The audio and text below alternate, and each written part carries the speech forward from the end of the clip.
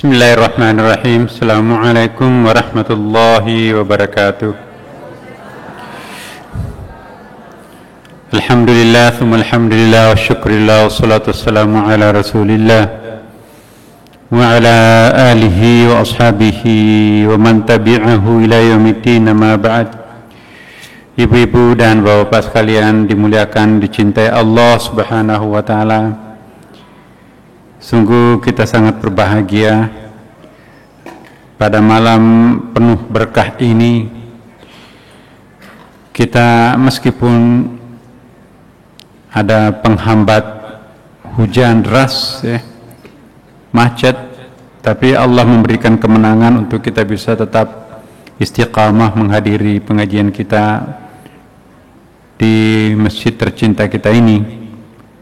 Kita juga sangat bersyukur Bapak Ibu sekalian karena alhamdulillah kita berada di penghujung tahun 2013, masih diberikan istiqamah untuk kita tetap menjadi hamba yang setia terhadapnya dan berusaha untuk meningkatkan martabat kita melalui pembacaan kajian pengajian kita pada malam-malam yang sangat mulia ini.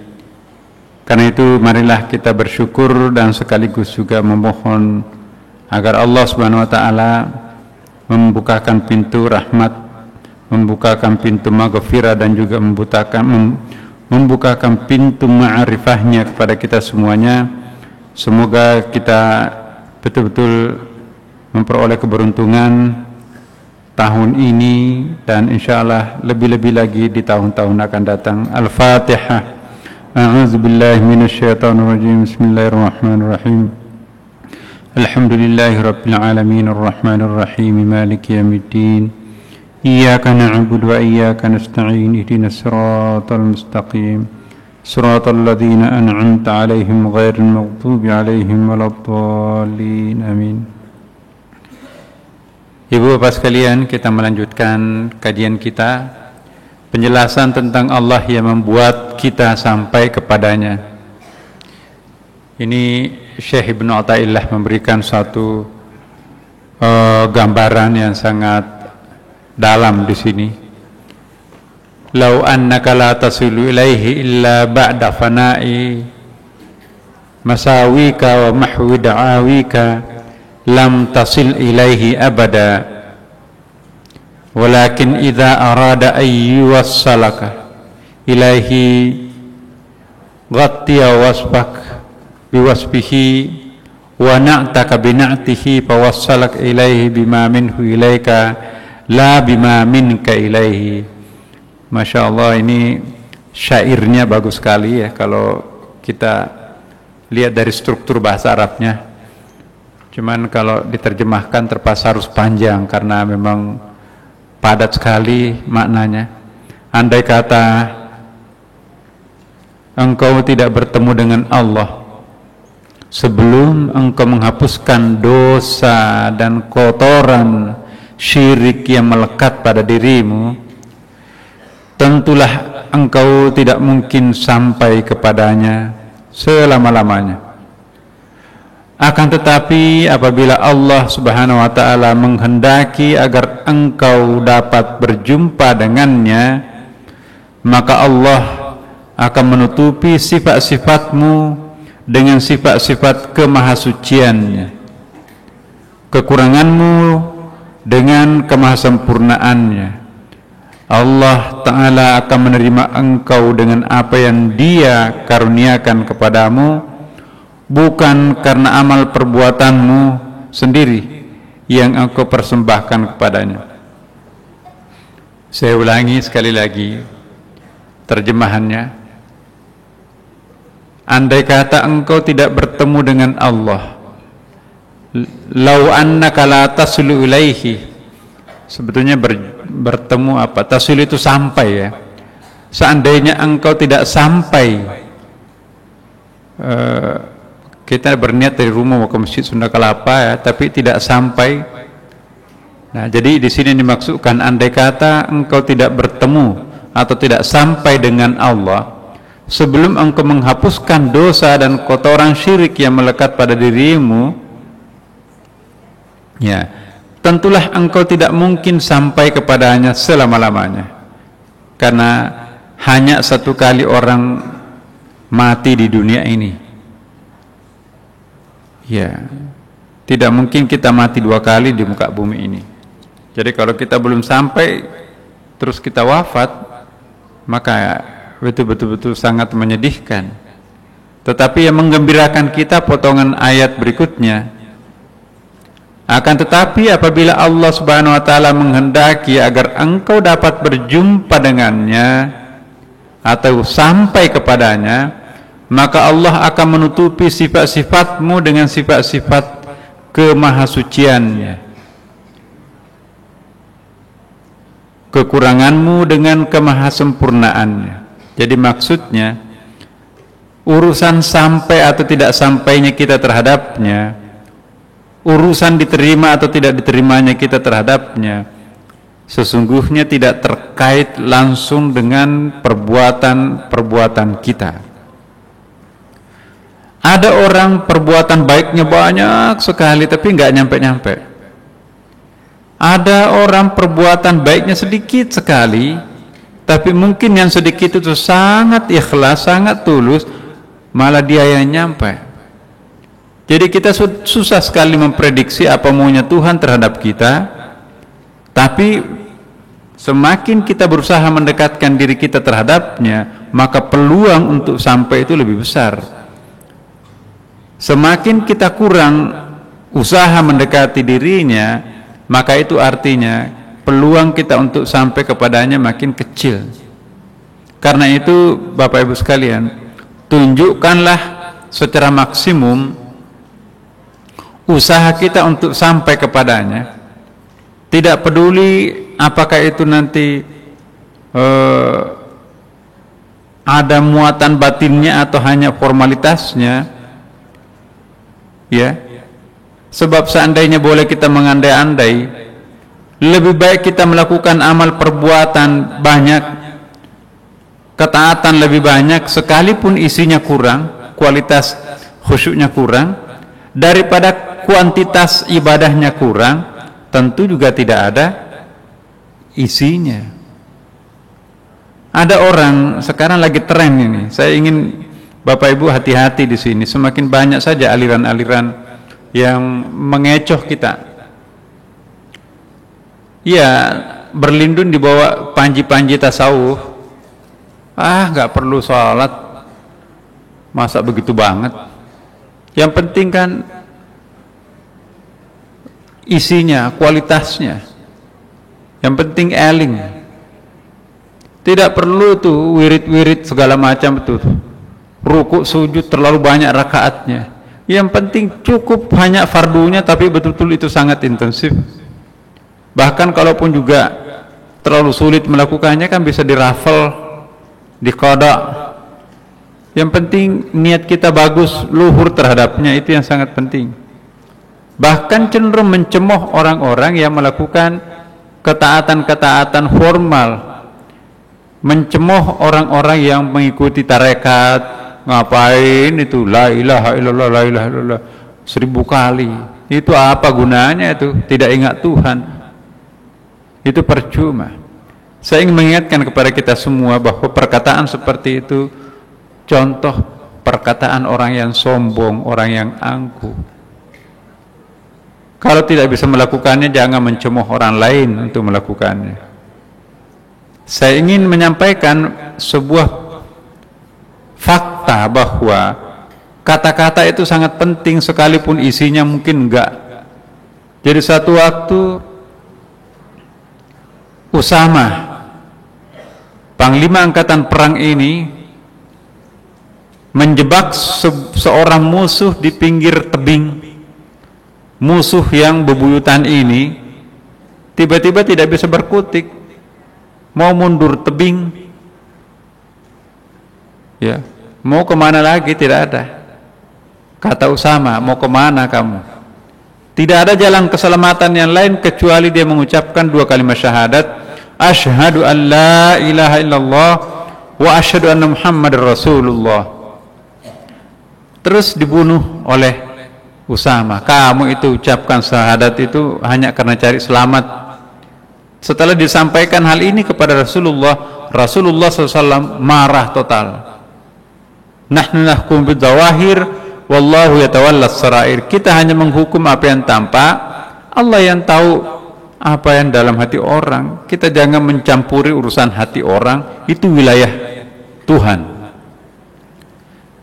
Nah, jadi ikrar dua kalimat syahadat itu Bapak Ibu sekalian, sekalipun kualitasnya mungkin kosong, hampa, tapi ikrar la ilaha illallah Muhammad Rasulullah itu sudah cukup untuk mengislamkan orang.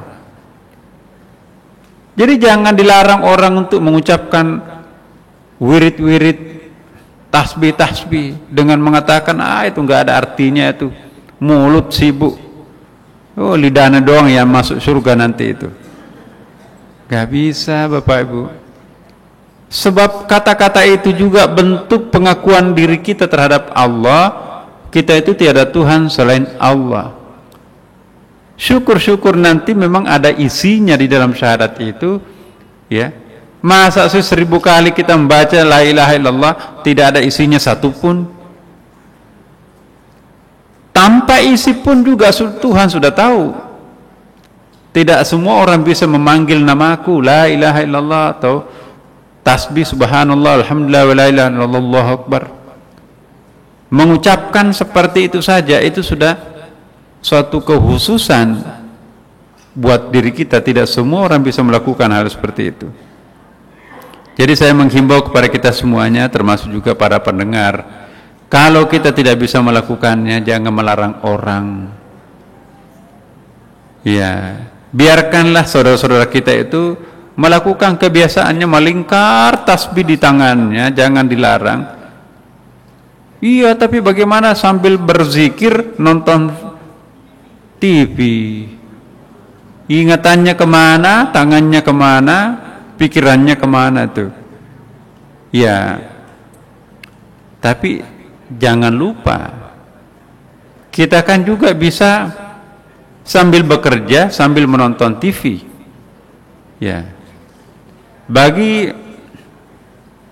apa namanya itu ya, seorang pekerja, apa misalnya kebiasaan ibu-ibu, sambil memasak kan juga bisa sambil nonton TV. Sesekali kita melihat periuk yang sedang mendidih, sesekali juga melihat yang lain, bahkan juga bisa melihat TV. Allah memberikan kecerdasan kita untuk bisa berdekonsentrasi atau membagi konsentrasi ke berbagai macam. Coba kalau kita bawa mobil Bapak Ibu, itu satu contoh bahwa diri kita itu bisa membagi diri kita. Satu sisi pegang setir, musim hujan seperti ini harus digosok kacanya ya kan. Jadi tangan kiri kita tergantung mobilnya apa, bagaimana menggoyangkan penghapus kacanya itu. Ada mobil di depan tidak mau minggir-minggir, kita bunyikan klakson. Kita mau melambung, akhirnya kita nyalakan wiper kanan kan. Lampu stop di depan itu menyala, kita pun juga ikut injak rem di situ. Begitu jalan kita injak gas. Subhanallah, seluruh jari-jari tangan kita itu berfungsi, bahkan kedua kaki kita berfungsi, malah pedalnya kelebihan. 3 pedalnya cuma 2 kaki kita. Ada gas, ada kopling, ada rem. Kadang-kadang salah injak, mau ngerem tapi gas, nabrak gitu. Tapi ini jumlah orang yang salah rem, salah gas itu 1/1000 barangkali itu ya. Jarang sekali kedengaran mau ngerem tapi injak gas. Nah, ini semuanya membuktikan buat kita jangan mencemoh orang. Bagaimana kok bisa zikiran sambil nonton TV?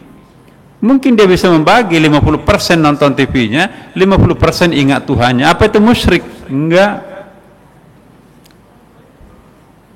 Mencintai seluruh makhluk Allah satu sisi dan mencintai penciptanya, sang Khaliknya, apakah itu menggabungkan Allah dengan hambanya? Tidak. Mencintai hambanya, mencintai juga sang Khaliknya, itu justru malah terpuji. Tidak berarti bahwa saya mencintai Tuhan otomatis saya tidak boleh mencintai anak saya, tidak boleh mencintai istri atau suami saya. Enggak begitu. Justru kalau kita ingin mencintai Tuhan, cintai seluruh makhluknya. Saya kira malam Jumatan kita sudah pernah membahas sedikit tentang cinta ini kan Bapak Ibu. Jadi cinta itu yang sejati. Cinta yang sejati itu tidak mempunyai objek. Selama cinta itu memiliki objek, maka itu bukanlah cinta yang sejati. Loh, bagaimana cinta tanpa objek? Bahkan yang paling sejati, cinta itu tidak punya objek, bahkan juga tidak punya subjek. Apakah itu cinta buta? Tidak, itu justru cinta yang paling asli Bapak Ibu. Selama ada objek cinta itu, maka itu berarti ada subjek, ya kan? Coba diperhatikan Bapak Ibu. Saya ulangi sekali lagi malam Jumatan kita di sini. Selama ada objek yang dicintai, maka selama itu pula ada subjek yang mencintai, iya kan? Selama ada objek yang dicintai dan ada subjek yang mencintai, maka yang mempertemukan antara subjek dan objek itu adalah apa? Kepentingan, kan? Aku mencintai istriku, ya gitu. I love her, gitu. Saya mencintai dia. Itu ada I-nya di situ. Oh, apalagi kalau bahasa Inggris itu kan I-nya itu selalu huruf gede tuh. Ya, nggak pernah ada I yang huruf kecil. Egois. Aku ini. You, I love you. Nah, itu ada objek, ada subjek. Selama ada objek, maka tidak mungkin cinta itu akan murni. Pasti ada kepentingan. Kenapa? I love her misalnya, atau I love you. Aku cinta kalian, aku cinta Anda. Kenapa? Karena ada kepentingan saya terhadap dia atau Anda. Selama kepentingan itu ada, maka memang betul I love her. Tapi coba kalau satu persatu kepentingan kita nggak terpenuhi, bahkan membangkang daripada apa yang kita harapkan, masih ada nggak objek dan subjek mencinta di situ? Jadi kita mencintai sesuatu itu lantaran karena ada objek, ada kepentingan kita terhadap sang objek itu. Nah, cinta yang paling sejati, Ibu Bapak, itu tidak punya objek. Dengan kata lain ya, ini dengan kata lain, seluruhnya adalah objek. Selama kita masih memilah-milah, ada objek yang dicintai, paling tidak ada objek yang didiamkan yang lainnya. Contohnya, I love you. Tapi bagaimana him? Bagaimana her? Aku mencintai engkau. Tapi bagaimana dengan dia? Bagaimana dengan dia yang lainnya? Bagaimana dengan mereka? Apakah volume dan kualitas cintanya sama atau enggak? Belum tentu. Mungkin yang kita ungkapkan itu adalah yang kita sebutkan. Saya mencintai anakku. Itu implisit bahwa saya tidak terlalu mencintai anak orang lain. Saya sangat mencintai istriku. Itu isyarat bahwa saya tidak sangat mencintai selain istriku. Saya sangat mencintai seluruh jamaah Masjid Sunda Kelapa. Itu juga ada isyarat di situ, jamaah-jamaah yang bukan muridnya mungkin tidak secinta dengan muridnya sendiri. Meskipun itu wajar, tetapi itu kan ada pembedaan, ya kan?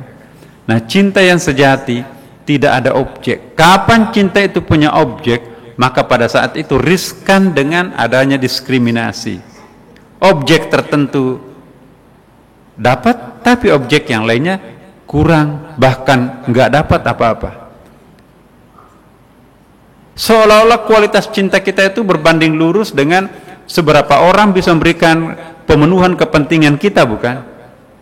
Nah, itu Tuhan mencintai kita bukan seperti itu. Bagaimana model cintanya Tuhan terhadap kita? Coba kita lihat Tuhan. Apakah yang dibiarkan hidup di dalam buminya ini hanya orang-orang yang taat terhadapnya? Jangan-jangan lebih banyak orang kafirnya daripada orang mukminnya. Apakah mereka tidak diberi makan, mereka yang tidak menyembah kepadanya, enggak salat terhadapnya? Coba, kalau model cinta I love you terhadap hambanya, maka yang dicintainya itu yang dikasih rahmat. Yang tidak beriman terhadapnya itu ya biarin mati aja. Kalau perlu cekik lehernya satu persatu. Suruh malaikat maut itu coba tuh jemput semua itu. Tapi tidak. Bahkan Allah pun memberikan kesempatan hidup terhadap orang yang menghujat keberadaan dirinya. Banyak orang kafir nggak percaya Tuhan tuh. Tuhan tidak bergeming sedikit pun, sekalipun kita unjuk rasa terhadap Tuhan, menantang Tuhan, aku nggak percaya engkau Tuhan. Kalau memang engkau ada, coba pencet leher saya, matikan saya sekarang. Kalian lihat kan, aku gak dipencet lehernya, berarti benar aku tidak ada Tuhan. Apakah Tuhan kalah terhadap orang itu? Tidak, Tuhan menganggap jangan-jangan itu orang gila. Jangan dilayani, tetap diberi makan.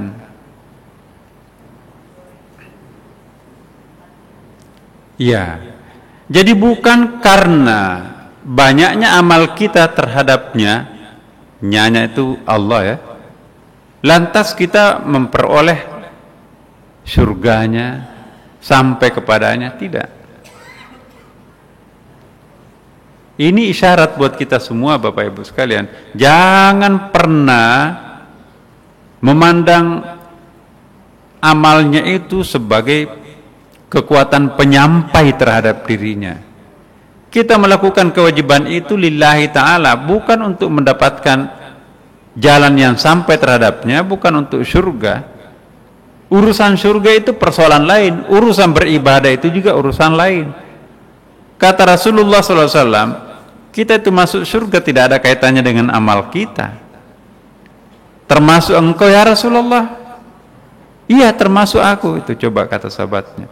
Jadi Nabi yang sudah setengah mati beribadah seperti itu pun tidak menggantungkan amalnya itu dengan surga. Surga itu hanya tunggal tergantung pada kasih sayangnya Allah Subhanahu wa ta'ala. Nah, kalau kasih sayang yang berbicara itu tidak ada kaitannya dengan perbuatan atau amal. Kalaupun ada, ya itu tidaklah satu-satunya, tidak segala-galanya maksudnya. Ya, agak sulit memang untuk kita fahami seperti ini, tapi itulah Tuhan.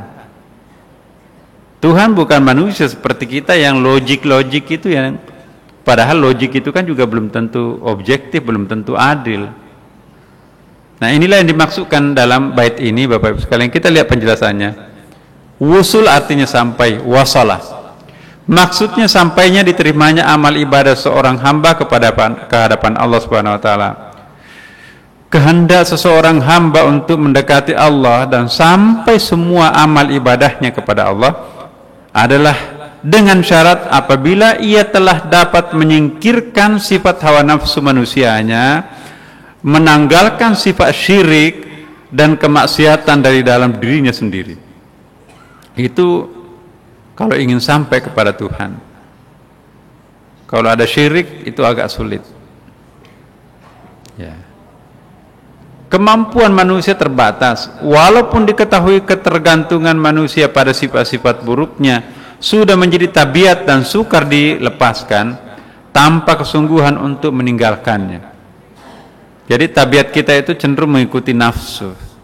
Ya, kita walaupun bertekad untuk meninggalkan nafsu, bahkan berhasil, tapi minggu depan tergelincir lagi. Itulah manusia. Taubat lagi kita.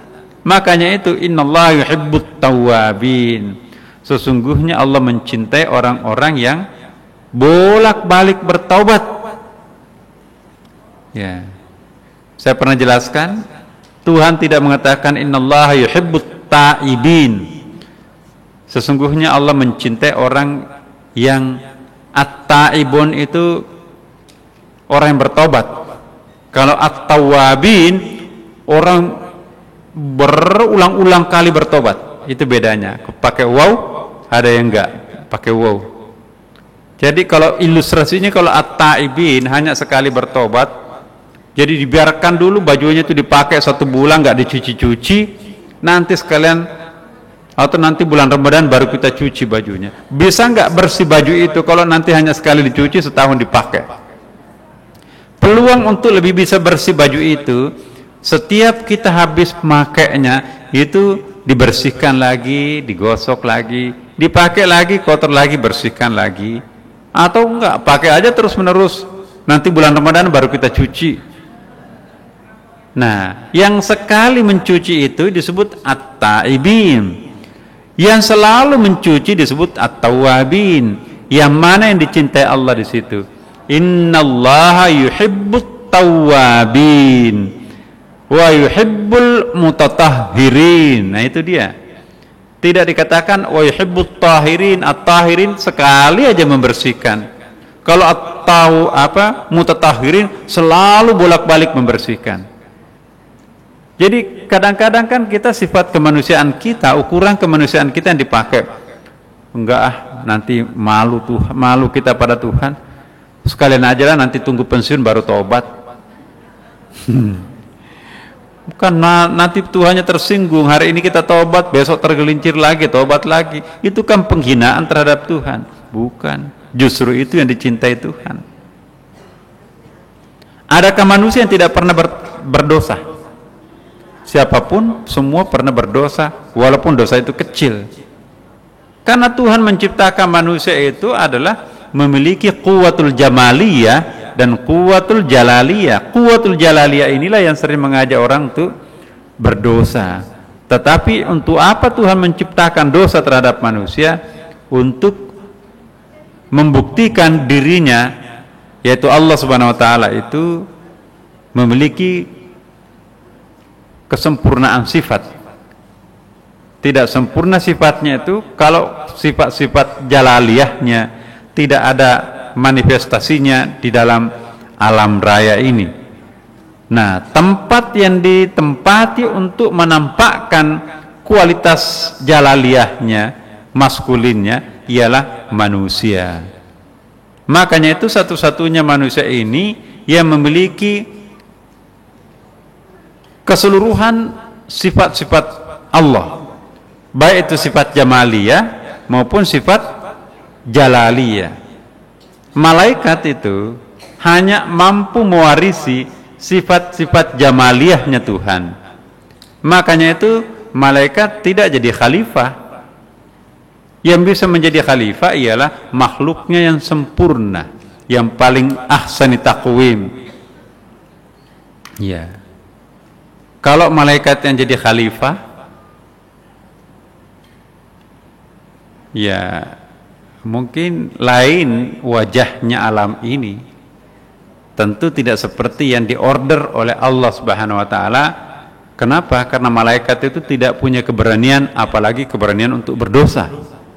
Enggak pernah nekat malaikat itu. Tapi manusia ini bisa. Enggak apa-apa. Manusia itu kalau bersalah diampuni oleh Allah Subhanahu wa taala. Saya sudah pernah jelaskan ini. Kenapa diampuni Allah? Karena Allah memang menciptakan manusia itu berpotensi untuk berdosa. Kalau malaikat itu diciptakan tidak berpotensi berdosa. Pertanyaannya, kenapa kok kita tidak diciptakan seperti malaikat? Ada hadis Nabi, kalau manusia itu semuanya berubah total menjadi seperti malaikat, pasti Tuhan akan menciptakan makhluk lain yang berdosa terhadap dirinya. Kenapa? Karena kalau tidak ada yang berdosa, maka tidak ada yang mengejawantahkan sifat Allah yang Maha Pengampun, Maha Pemaaf, Maha penerima taubat. Kalau semuanya orang taat, nggak ada yang berdosa, apakah Allah Maha penerima taubat? Apakah Allah Maha pengampun? Untuk disebut sempurna sebagai Maha pengampun, harus ada orang yang berdosa, harus ada makhluknya yang minta ampun, bertaubat terhadapnya. Kalau nggak ada yang bersalah, sempurna nggak Tuhan? Kalau ada sifat-sifatnya tidak bisa termanifestasikan, tidak bisa fungsional, tidak aktual. Makanya itu sifat-sifat jalaliyahnya Tuhan itu hanya bisa diwadahi oleh manusia, tidak oleh makhluknya yang lain, seperti malaikat. Nah, setelah Allah menjelaskan penjelasan seperti ini kepada malaikat, barulah malaikat sadar dan mengatakan, inni alamu apa? Allah mengatakan, inni alamu ma la ta'lamu, aku lebih tahu daripada kalian.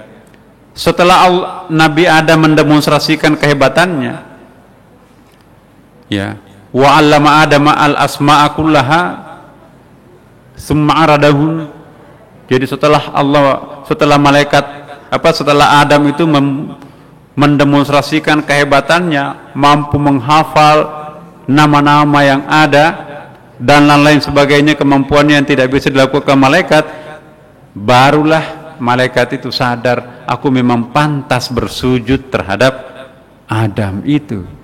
Dia mengakui keunggulan Nabi Adam karena dirinya hanya mewarisi satu sifat Tuhan, jamaliyahnya, tidak dua seperti manusia. Di samping jamaliyah ada jalaliyah.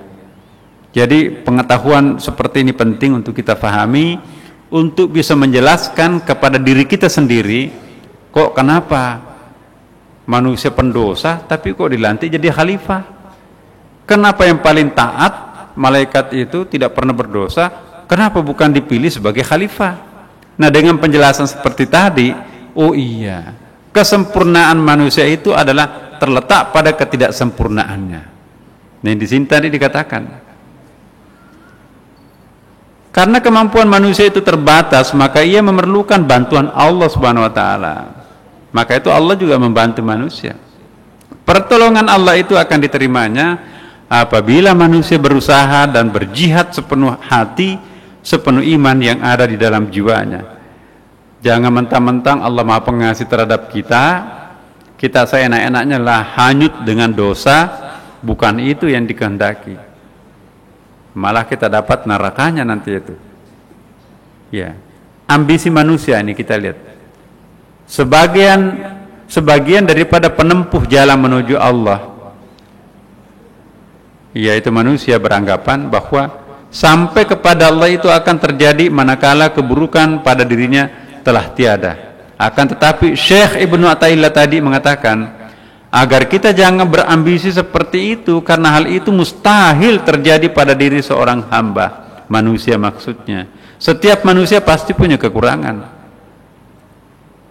Kalau setiap manusia yang punya kekurangan tidak boleh menyentuh surga, tidak boleh berjumpa dengan Tuhan, maka tidak satu pun manusia masuk surga dan tidak satu pun bisa berjumpa dengan Tuhan.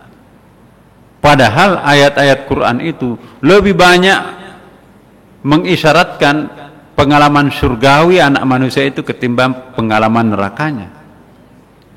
Bahkan pada akhirnya nanti semua orang itu akan masuk surga.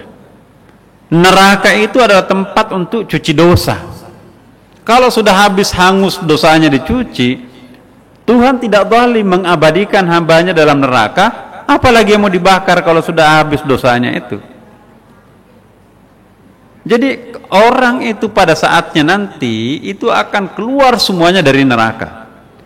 Kita seringkali berpendapat begini, semua orang itu nanti akan terbagi dua. Ada yang kekal abadi dalam neraka, ada yang kekal abadi dalam surga.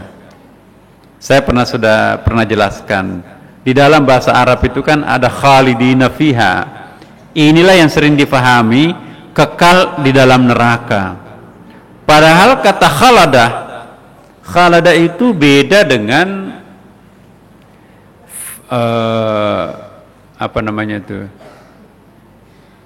Ada 3 bahasa Arabnya abadi. Kalau khalada contohnya begini. Begitu jauh, begitu lamanya orang tinggal dalam suatu tempat, sepertinya hidup selamanya. Itu kalau waktu. Saya ingin berikan satu contoh yang lain. Begitu panjangnya jalan kereta api itu misalnya menembus langit.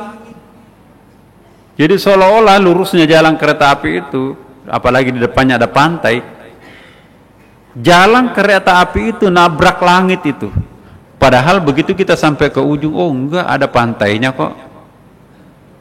Laut misalnya, laut itu sampai ke dinding langit.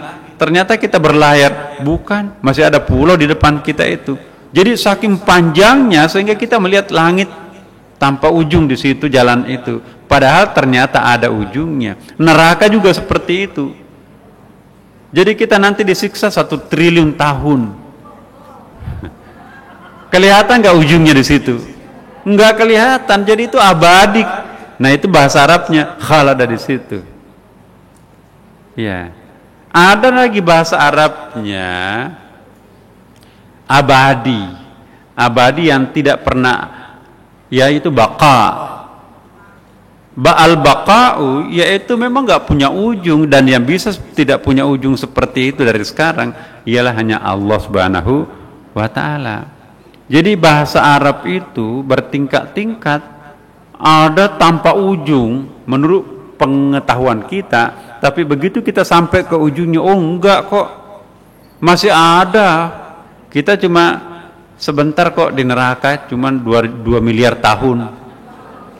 1 tahunnya akhirat itu, 1 harinya akhirat itu sama dengan 1000 tahunnya dunia kan. Padahal injak puntun rokok dunia saja itu seperti mendidih otak itu. Padahal kalau ada sepuntun rokok api neraka masuk nyelonong di dalam atmosfer bumi, hangus seketika bumi itu, begitu panasnya api neraka. Lumayan 1 triliun tahun kita disiksa di situ.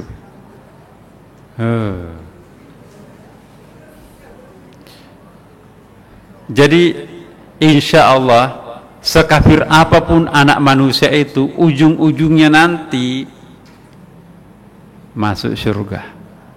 Kan ada hadisnya juga kan, orang yang paling terakhir masuk surga nanti itu, saking lamanya di dalam surga, dia betah di neraka. Udahlah saya cukup sini aja ya Allah. Paling kalau saya masuk di surga tinggal pinggiran-pinggiran surga yang saya dapat, ya di sini lebih luas kok. Kata malaikat penjagaan neraka, enggak, masih banyak kok kaplingnya. Coba tanya penjaga surga, wahai Ridwan, malaikat penjaga surga, masih ada enggak tempat saya di surga? Oh ada sih, tapi memang agak sempit. Sempitnya kayak apa?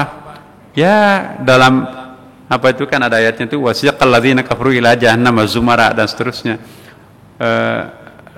Ya agak sempit, tapi pintu kamarnya itu antara bumi dan langit. Daun pintu kamar saja itu antara bumi dan langit. Bagaimana lapangan parkirnya? Masya Allah, Tuhan itu maha kaya ya Bapak Ibu sekalian. Nah kalau penjelasan ini dijelaskan, maka tertawalah para penjahat. Dan nanti pada saatnya bertaubat, oh kalau begitu tidak boleh saya putus asa, masih ada kesempatan masuk surga buat aku. Tapi setelah berjuta-juta tahun di neraka. Entah. Baik Bapak Ibu sekalian, kita dengarkan suara azan dulu.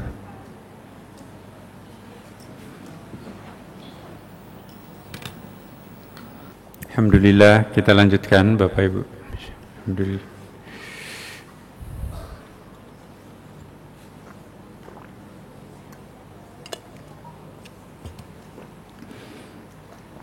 Ada hadis Nabi dalam bentuk hadis qudsi Bapak Ibu, penting sekali untuk kita gunakan menjelaskan apa yang disampaikan Syekh Ibnu Athaillah tadi.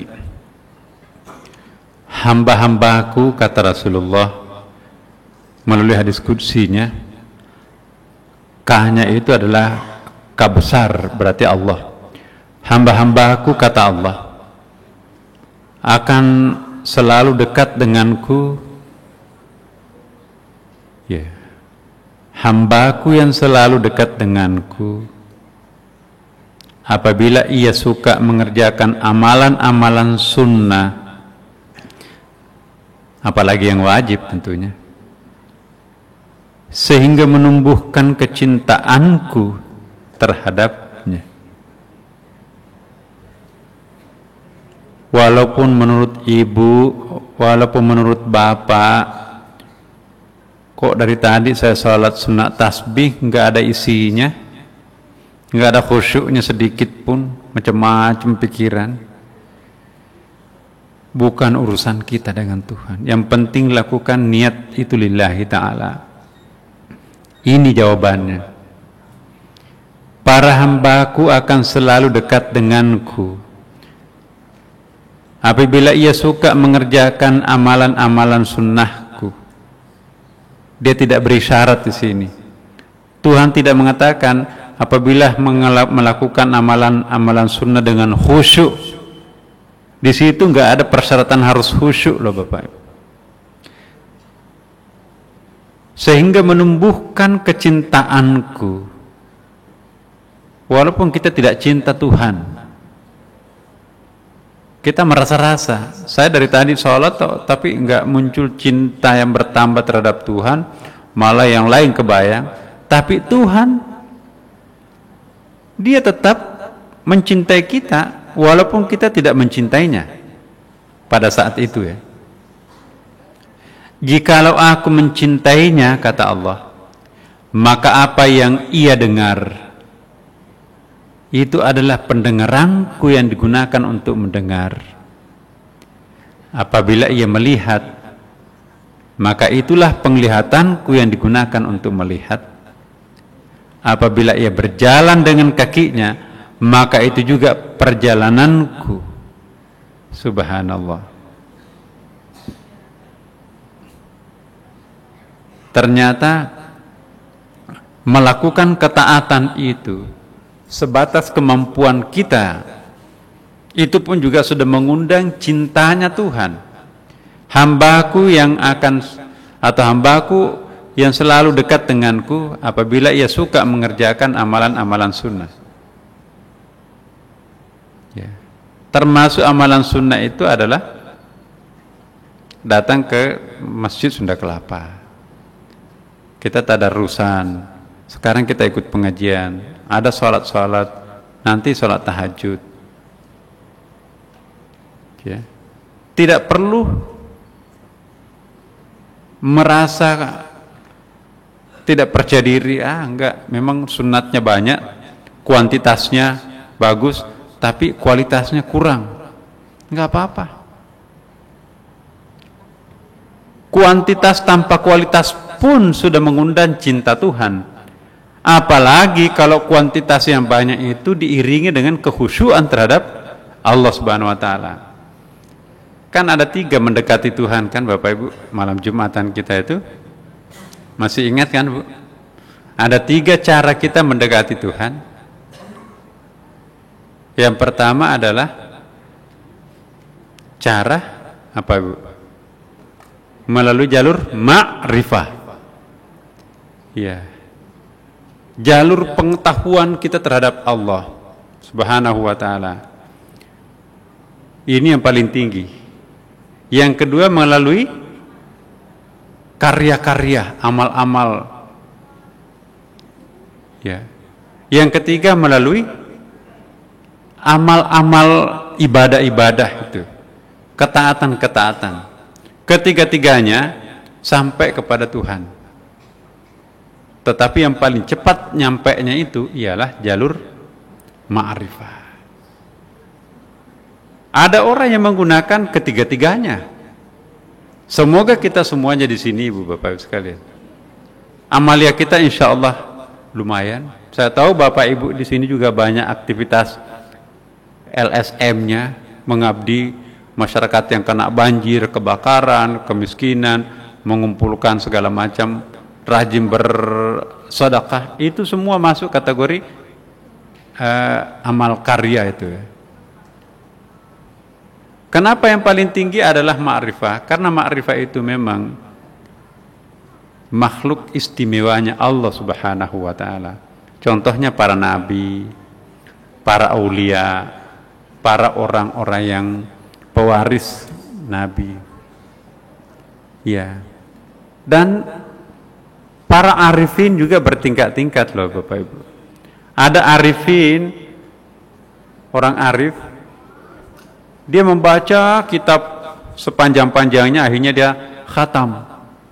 Tapi juga ada arifin lebih cerdas lagi, cukup membaca kata pengantarnya saja, itu sudah mampu menangkap keseluruhan isi buku gurunya itu. Jadi tidak semua orang memiliki potensi kecerdasan. Ada orang sejak kecil, anak-anak kecil itu ya, sejak kecil kita melihat ada anak yang berbakat untuk menangkap kekuatan batin, kekuatan gaib. Ada orang sensorialnya itu sangat sensitif terhadap alam gaib. Ada orang enggak sensitif sama sekali, bahkan enggak pernah nangis, enggak ada emosi spiritualnya. Tapi ada orang gampang sekali menangkap sinyal-sinyal gaib. Orang yang seperti ini berpotensi untuk mendalami ma'rifah sebetulnya. Dan orang ini nanti kalau dia tekun, itu bisa lebih cepat mendapatkan sesuatu yang banyak dicari orang. Ada orang memang gak bakat, tebal, maka orang ini harus menutupi diri dengan memperbanyak ketaatan-ketaatan. Tapi gak apa-apa, itu juga bisa mengundang cinta Tuhan di situ. Ada juga yang ketiga-tiganya full. Kita sangat iri terhadap itu. Dia sudah kaya, rajin menyumbang, ya, rajin bawa buka puasa, rajin beribadah lagi, rajin belajar juga. Semoga Allah Subhanahu wa taala ya memperbanyak orang seperti ini. Jadi hamba-hambaku akan selalu dekat denganku apabila ia suka mengerjakan amalan-amalan sunnah, sehingga menumbuhkan kecintaanku. Jadi kecintaan Tuhan itu juga antara lain ketulusan yang ditunjukkan di dalam beribadah terhadapnya. Jikalau aku mencintainya, ini konsekuensinya, jika Allah mencintainya, maka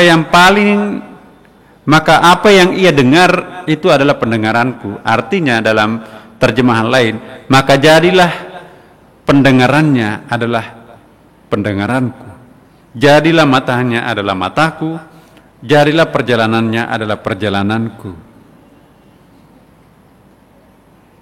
Nah, bagaimana penjelasannya? Maka jadilah telinganya sebagai pendengaranku. Pernah enggak Allah tersinggung kalau dimaki-maki oleh orang kafir? Ya. Kalau Allah tersinggung kayak apa? Pasti tidak sama dengan kita kan? Dia tidak reaktif.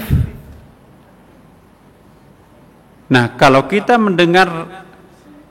mencintai dan dicintai Allah Subhanahu wa taala, kalau kita diejek, dikritik, dimaki-maki, difitnah bahkan, kita dengarkan ocehannya itu seperti irama lagu.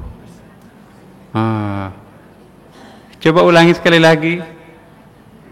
Ya. Kamu seperti monyet. Aduh, indahnya syairnya.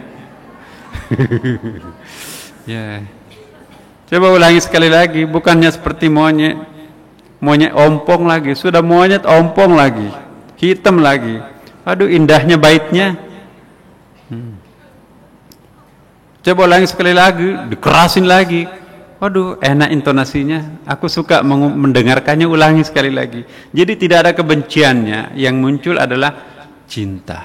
Itu tadi. Cinta itu tidak mengenal objek, atau sekaligus semua objek itu menjadi objeknya. Kira-kira seperti itu maksudnya. Jadilah matanya seperti menggunakan mataku, kata Tuhan. Kalau Tuhan melihat makhluknya itu dengan cinta, Tuhan tidak pernah melihat makhluknya dengan benci. Kalau mata Tuhan melihat makhluknya dengan benci, maka dampaknya pasti akan terasa bagi yang dibencinya itu. Dipelototin semua orang kafir itu terbakar dengan sendirinya, tapi ini enggak. Dia melihat wajah semua makhluknya dengan cinta, tidak gampang tersinggung, karena yang suka tersinggung itu ego, nafsu. Malaikatnya aja enggak punya nafsu. Jadi Tuhan itu ya Tuhan, memang pantas menjadi Tuhan karena keunggulan, kemahaunggulan yang dimilikinya itu. Nah, kita diminta untuk mencontohi sifat-sifat Allah itu, jangan jadi pemarah. Nah, jadi yang bisa mengekang nafsu amarah itu adalah ketaatan ibadah sunat. Semakin banyak kita lakukan ibadah sunat, itu akan mengerem kita untuk menjadi manusia pemarah, manusia suka tersinggung, manusia yang suka meledak-ledak. Nah, kelanjutannya, apabila ia berjalan dengan kakinya, maka itu juga perjalananku. Sudah lewat, mau pergi bertahun baru di Jalan Tamrin Sudirman, sudah belok kanan ke Masjid Sunda Kelapa. Ngapain di situ hujan-hujanan, dingin-dingin? Ya. Kalau ke Sunda Kelapa pasti pahalanya banyak. Kenapa? Yang ditonton di sini manusia bermuknah semua. Tapi kalau kita jalan-jalan di sana, manusia yang ditonton adalah Masya Allah, dari segi mata saja sudah bisa kenyang dengan dosa itu. Belum lagi telinga mendengarkan suara-suara mabuk. Ya, itu kalau orang jam 00 kayak orang kesurupan loh Bapak Ibu, histeris, mana kembang apinya, mana mercunnya, mana suara-suara segala macam, berpesta melupakan Tuhan. Ini subhanallah. Tapi kita di sini sujud. Kontras sekali pemandangannya, merayakan hari ulang tahun di pergantian tahun di sudut-sudut jalan atau di bawah atap masjid. Kita di sini nangis meratapi dosa masa lampau. Di sana lupa masa lampaunya, dia ingin hidup 1000 tahun. Ya. Itu kalau di New York Bapak Ibu sekalian, di situ kan di gedung Capitol itu apa namanya? Ada bola kristal pas jam 00 itu jatuh dari ketinggian sekian itu. Begitu bola kristal itu jatuh turun ke bawah, itu seperti orang azan gitu ya, memuncakkan suaranya sangat panjang itu, tapi suara histeris. Masya Allah, ini suara-suara iblis semua ini. Nah kita juga, saya pernah sekali ya mau menyaksikan kayak apa sih bola kristal itu. Hujan nggak kenal hujan, ya.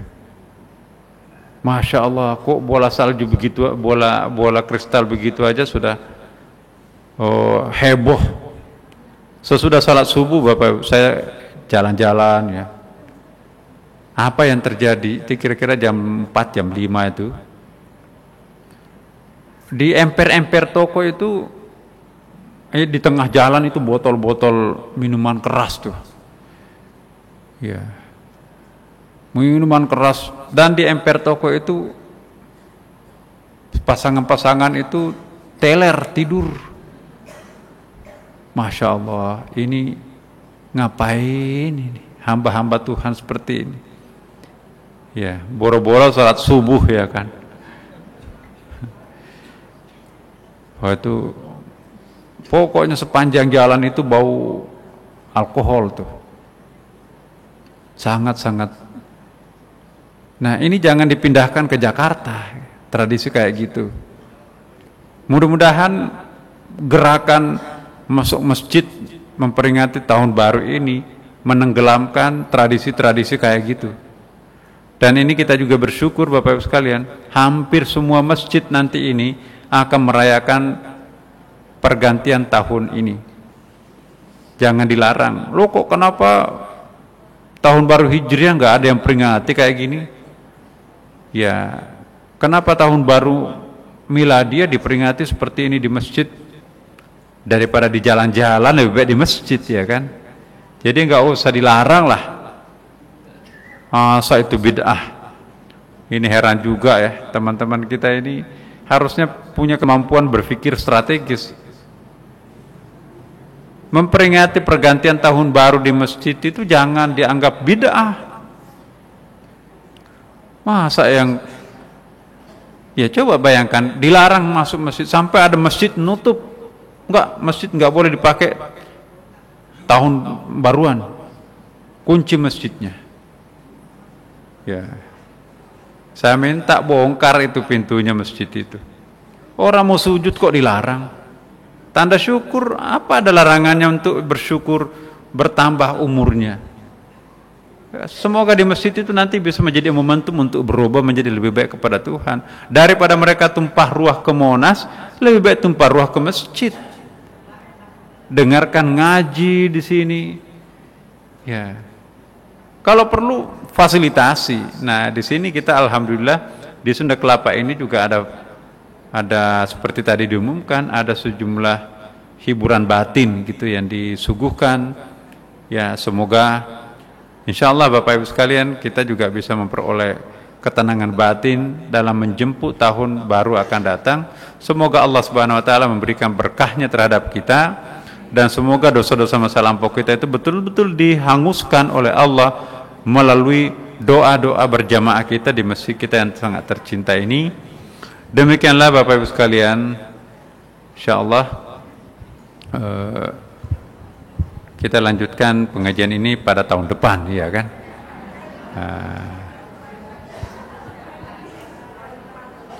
Ya, baik. Untuk itu mari kita membacakan surah Al-Fatihah Bapak Ibu sekalian. Saya mohon ketulusannya kita membaca Al-Fatihah. Pertama kita tujukan kepada saudara-saudara seperjuangan kita di sini. Semenjak masjid ini kita lakukan pengajian seperti ini, sudah puluhan jamaah aktif kita yang meninggalkan kita. Ya. Mari kita kirimkan surah Al-Fatihah terhadap mereka, semoga pahalanya bisa menambah indah suasananya di sana.